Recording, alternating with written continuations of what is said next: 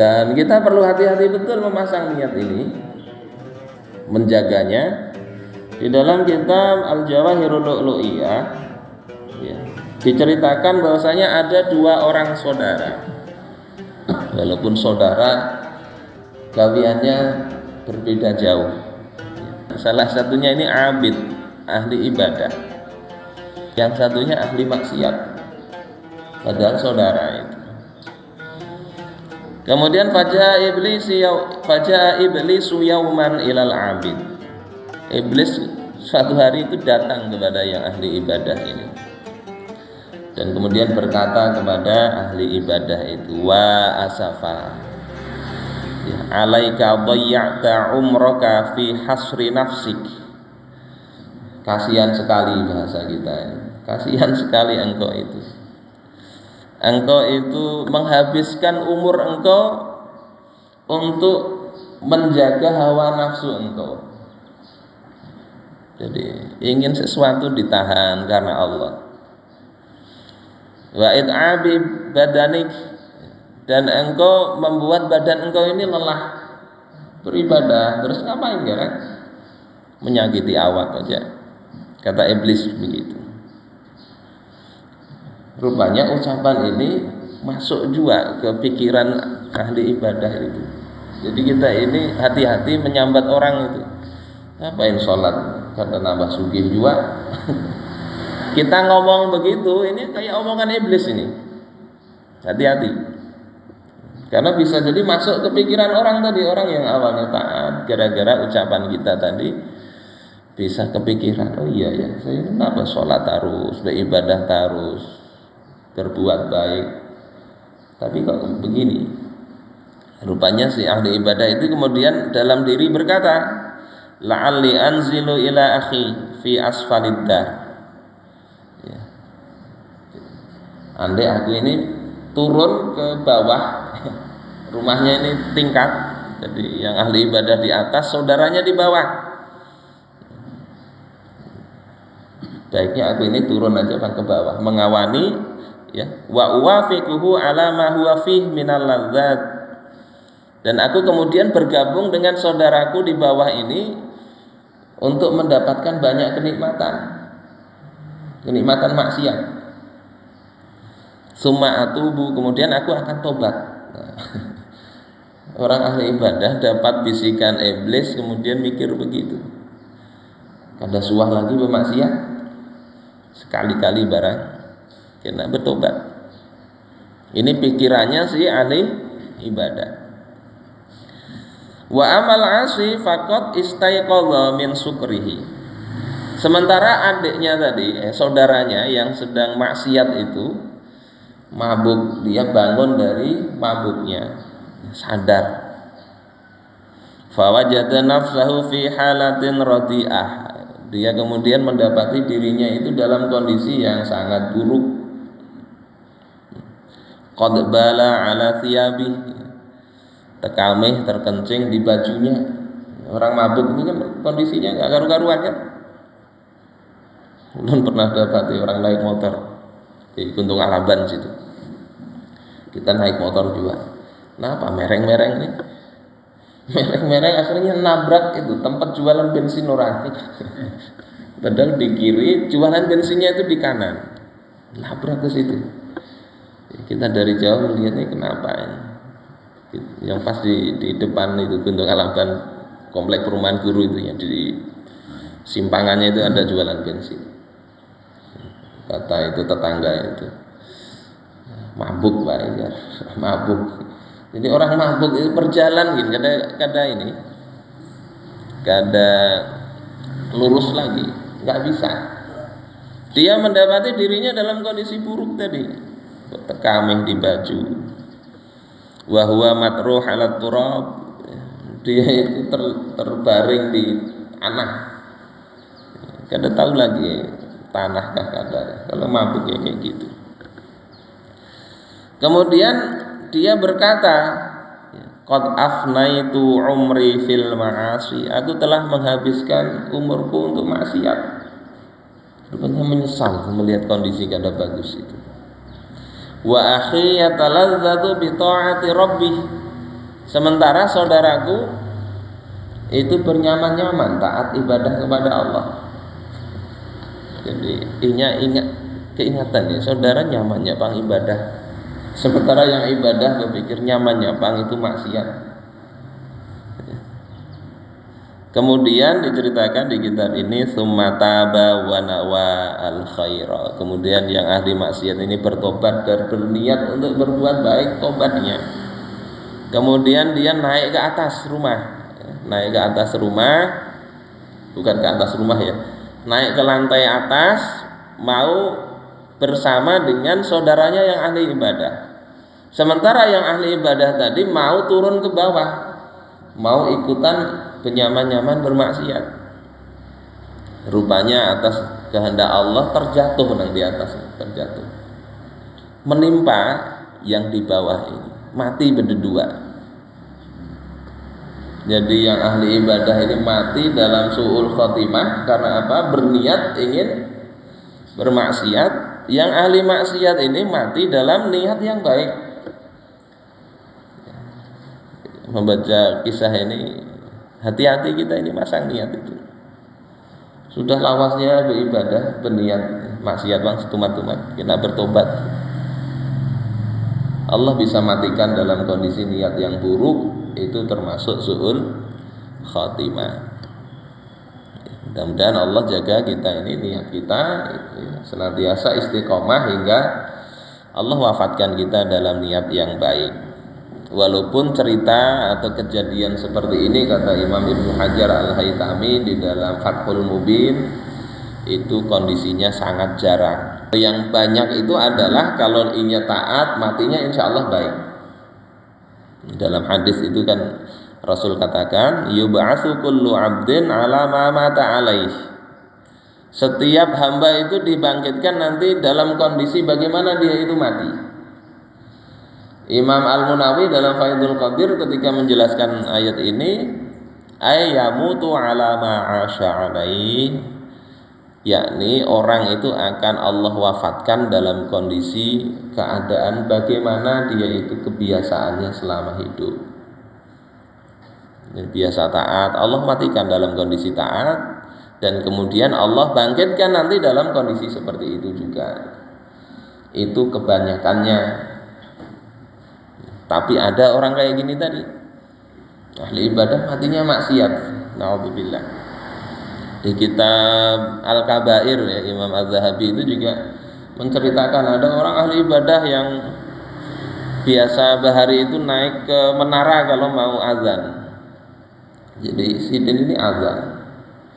Rupanya telihati di bawah ada bibinian bunga sebanar waktu azan itu turun ninya. Turun kemudian menginginkan untuk menikahi binian tadi, langsung tembak. Kata biniannya, aku ini Nasrani, abahku kata mau menikahkan aku dengan orang muslim kayak kamu. Kalau gitu aku masuk Nasrani, kata si ahli ibadah itu. Rupanya cinta benar sudah. Kata orang wah ini apa? Bucin. Ya, tahulah putra bucin apa. Saya nyari di Google, apa ini bucin-bucin ini? Sebenarnya budak cinta. Budak cinta itu apa aja kalau sudah cinta ini digawinya. Masuk Kristen ya. Nikah. Rupanya waktu malam pertama itu inya mati. Jatuh dari tangga mati. Jadi kada sempat apa-apai babinian itu, ruginya. Yang kedua agamanya hilang. Na'udzubillah, kita berlindung kepada Allah agar tidak begitu. Makanya kita biasa baca doa ya Allahu biha, ya Allahu biha, ya Allahu bi husnil khatimah. Sambil diresapi dalam hati, minta betul-betul kepada Allah Ta'ala. Jadi wa innama likulli imri'in ma nawa, setiap orang itu mendapatkan apa yang dia niatkan. Kemudian lanjutan hadis ini, faman kana hijratuhu ilallahi wa rasulih fa hijratuhu ilallahi wa rasulih. Maka barang siapa yang hijrahnya itu kepada Allah dan Rasulnya, dia itu hijrahnya berarti ya kepada Allah dan Rasulnya. Maknanya adalah man qasada bi hijratihi wajhallah wa qa'a ajruhu 'ala Allah. siapa yang memaksudkan hijrah ini yang dimaksud di sini adalah pindahnya kaum muslimin dari Mekah ke Madinah tahun pertama Hijriah, atau setelah 13 tahun di Makkah Nabi berdakwah pindah ke Madinah. Kaum muslimin ikut pindah. Karena apa? Karena di Mekah itu ngalih banar beragama, beribadah ngalih banar. Akhirnya ikut hijrah. Ada nang kada hakun. Ada yang ikut hijrah itu karena babinian nang di untingnya yang ingin dinikahinya itu hijrah juga, mau umpati ke sana. Makanya hijrahnya sama, menempuh perjalanan berapa itu? 450 km. Ya, 450 Pak Haji lah. Sekitar itu. Panas. Kadang ada bis AC, kadang ada naik onta paling. Ngalih itu perjalanan begitu. Ngalih-ngalih, cuma niat itu yang menentukan apa yang didapatkan sesuai dengan niatnya. Kalau niatnya memang mengikuti perintah Allah, Rasulnya, maka pahalanya itu ada di sisi Allah. Wa man qasada biha dunya aw imra'ah. Lalu siapa yang memang meniatkan yang dimaksud dari hijrahnya itu ingin dunia. Ya di sana banyak orang hijrah ini ramai jualan di sana aja. Ingin dunia saja. Atau ingin babinian tadi. Fahiya hadzuhu, maka dia adalah ya, bagian dia yang tadi dunia atau perempuan tadi. Wala nasiba lahu fil akhirah, enggak ada bagian di akhirat. Ya. Bisa babi hadil hijrah dengan sebab hijrahnya dia. Jadi amal yang lain ya adalah pahalanya, tapi amal hijrah tadi enggak ada pahalanya kalau niatnya dunia atau sekedar mencari wanita. Bapak saudara-saudaraku sekalian rahimakumullah, termasuk urusan ilmu, urusan apa saja itu maka awali dengan niat yang baik. Di dalam Miftahus Sa'adah atau kunci kebahagiaan, ada kitab judulnya begitu. Diriwayatkan Abdullah bin Mubarak, seorang ahli hadis ya, juga tabi'in beliau ini. Beliau katakan awalul ilm an-niyah. Awal dari ilmu itu adalah niat. Jadi orang mau alim itu pertama niat pasang dulu. Ingin belajar, mudah-mudahan Allah mudahkan, bukakan pikiran. Awal niat yang baik itu. Tsummal istima', kemudian mendengar. Jadi asal ilmu, niat yang baik, belajar mendengar dengan baik. Tsummal faham, kemudian faham. Tsummal hifdz, kemudian hafal. Makanya Bahari kalau kita belajar suruh menghafal. Kita pakai Datul Awam, kita hafal. Suruh menghafal. Ya, putra sama kalau sudah hafal, kalau lah ya abda'u bismillahirrahmanirrahim. Hafal dulu pokoknya dulu. Ya, ilmu nahwu, ilmu shorof suruh menghafal. Sampai kayak matan Safinatun Najah ilmu fikih, hafal matannya itu. Suruh menghafal. Bagus juga karena itu ada syairnya, bisa dilakukan. Sumal amal, kemudian amal, suman nasyar, kemudian an-nasyar, disebarkan. Jadi belajar mendengar niat yang baik, mendengar, faham, mengamalkan, hafal, mengamalkan, menyebarkan. Ilmu itu begitu. Oleh sebab itu maka dengan hadis ini pertama kita sama-sama atur niat kita dalam hidup ini. Kita hadir di majelis ini, niatkan pertama menjalankan perintah Allah. Talabul ilmi fardhatun ala kulli muslimin. Menuntut ilmu itu kewajiban. Jadi kita niatkan kita duduk di sini kewajiban Allah, ya. Allah suruh kita datangi. Yang kedua bisa kita niatkan sambil i'tikaf, ya. I'tikaf tidak mesti di masjid jami'. Jadi dapat pahala i'tikaf, dapat pahala menuntut ilmu. Kita niatkan menghilangkan kebodohan atau ketidaktahuan kita. pada diri sendiri maupun orang lain. Dapat 3. Niatkan juga mendapatkan fadilah ziarah, saling mengunjungi. Kan jarang kalau kita berkunjung Beelangan. Ulun presiden aja amun kada nukar banyu kada ke rumah siden. Ada latihan ke rumah beliau ini ada. Amun kira-kira kada ada urusan itu loh. Rasa kada nyaman beelang. Nah, kita beelang niatkan kita datang ke musola ini untuk mengunjungi saudara-saudara kita yang di sini. Yang dalam hadis dikatakan tidaklah seorang muslim itu mengunjungi saudara muslim yang lain kecuali Allah mengutus 70.000 malaikat yang mendoakan dia. Kalau pagi didoakan sampai sore, sore didoakan sampai pagi. Jadi niatkan ingin mengunjungi beliau-beliau ini. Kemudian bisa diniatkan merintis amal jariah. Namanya ilmu itu kan, kalau ada yang mengamalkan, itu kita mendapatkan pahala dari orang yang mengamalkan itu. Man dalla ala khairin falahu mithlu ajri fa'ili. Siapa menunjukkan kebaikan, dia mendapatkan pahala orang yang melakukan itu. Jadi Pak Haji Sufyan misalnya pengurus Langgar yang mengadakan ini, orang datang, beliau dapat pahala itu juga. Yang datang semua diniatkan itu. Kemudian bisa diniatkan untuk menjaga dan membela agama. Karena agama ini kalau kada ada lagi orang yang mengaji, hilang itu agama itu. Siapa yang mau mengaji? Bisa juga diniatkan yang lain. Kita hadir di sini di majelis ini pahalanya. Mudah-mudahan Allah mudahkan orang tua kita yang sudah wafat. Jadi tawasulnya kita kepada Allah dengan amal soleh. Diniatkan juga untuk anak-anak kita hadir di majelis. Karena apa? Innal ma'ruf la yujza bihi waladul walad. Kebaikan itu akan Allah balas dengan kebaikan anaknya anak.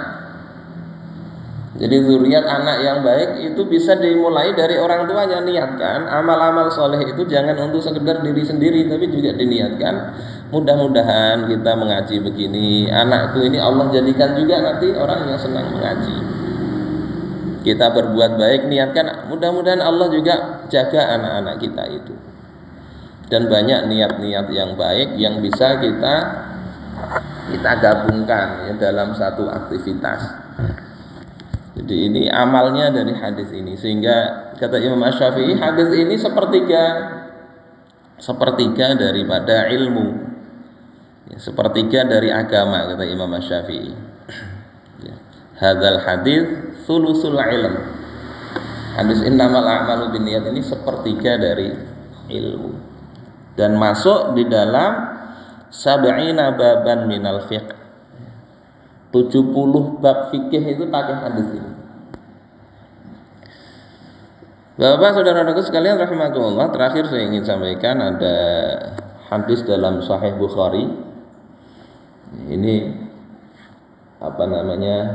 pembicaraan antara Sayyidina Mu'adz bin Jabal dengan Abu Musa al-Asy'ari. Jadi Sayyidina Mu'adz bin Jabal itu Rasulullah katakan ahli fikihnya umat ini adalah Mu'adz bin Jabal.